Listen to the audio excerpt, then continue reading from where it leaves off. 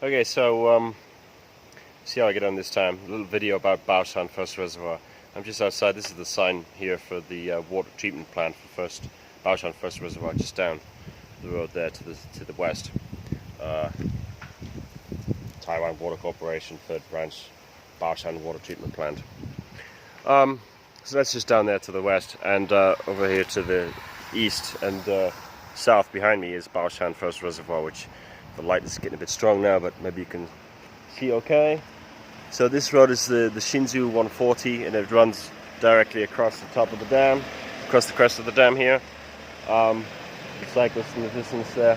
Now, unusually, for some reason which I don't understand, or I don't know rather, there are fences, there's fencing with barbed wire along the top on either side of the road. I have no idea why. For example, at Reservoir in Tainan, which is a much larger, much more important reservoir, there is no such fencing at all. And you can drive along the crest of the dam, no problem. But here they've got barbed wire fencing, and it's always been here, and I have no idea why. Presumably they think that the water supply needs to be protected, but the inconsistency with other reservoirs just strikes me as a bit odd. Anyway, so Baoshan First Reservoir was built in around 1980 to supply water to the then newly set up Shinzu Science Park. Taiwan has two such science parks. This one here in Shinzu and another one in Tainan where I live, and they are essentially just large industrial parks for the big tech firms, Taijidian, which is TSMC, Taiwan Semiconductor Manufacturing Company, and various other companies, Chime, Innolux, and others too. So it was set up in around 1980. It's a small reservoir, has a capacity of only around 5 million, 6 million cubic meters, something like that. I forget exactly. 5 or 6 million cubic meters of water, which is very small. And I was really looking forward to doing the aerial photography here this morning because Baoshan First Reservoir has a somewhat unusual shape, and it resembles Wusantou Reservoir, except that it's much smaller.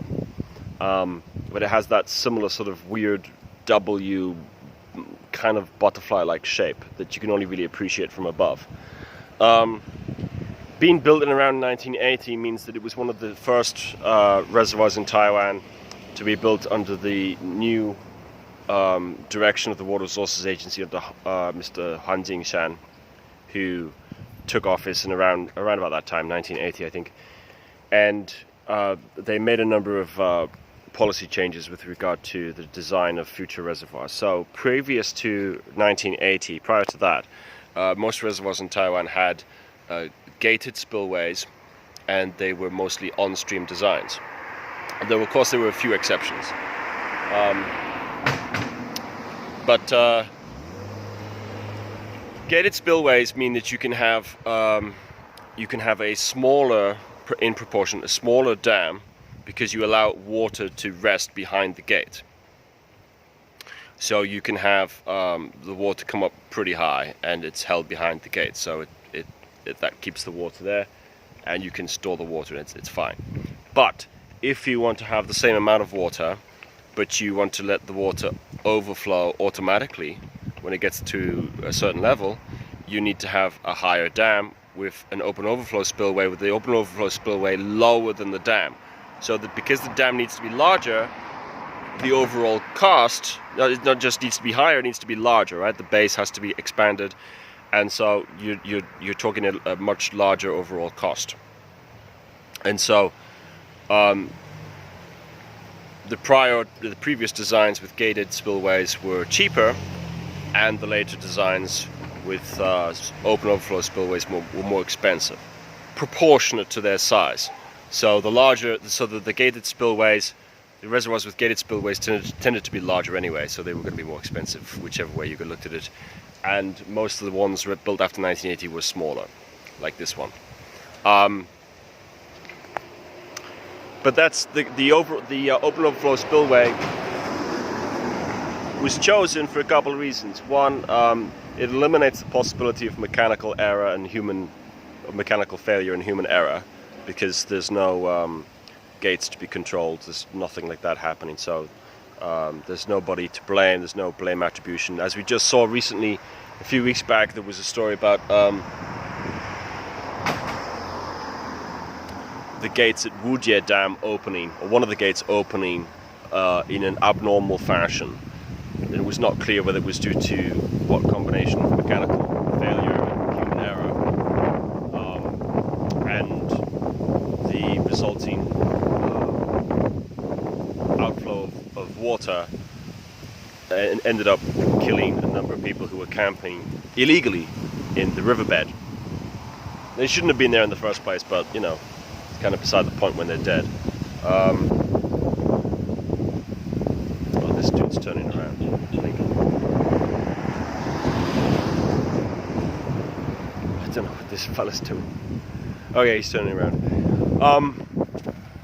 So with an open overflow spillway, there's no issue, there's no question of who's to blame for accidents, because there is no one to blame. There's no gates being opened, no possibility of mechanical failure either. So that's very useful. And so that's that.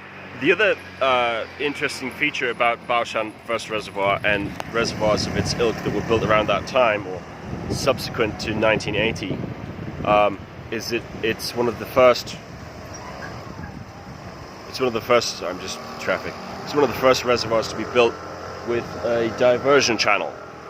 So it's fed by diversion from a weir intake structure on the I think it's the Shanpingxi,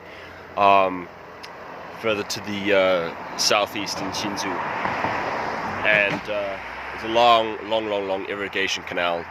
Takes water for irrigation, but also brings water into Baoshan First Reservoir at its northeast corner. There's a little cascading set of baffling blocks, almost like a staircase, and the water is aerated as it falls down the staircase and enters the reservoir. So that means two things: the aeration is good, but also the diversion means that you're going to have less sediment, because when the water leaves it goes through the entrapment pen, leaves the Shanping River, it enters into a sedimentation tank, which allows water to filter down to the bottom of the tank. The sediment to filter down to the bottom of the tank, and so you end up having much cleaner, lower turbidity water passing through the channel to enter the reservoir. So there's still going to be some amount of sediment, but proportionally much less than would otherwise be the case had the reservoir been an on-stream design. And I don't know what she's doing. Okay, so that's a little brief introduction to Baoshan First Reservoir. There we go.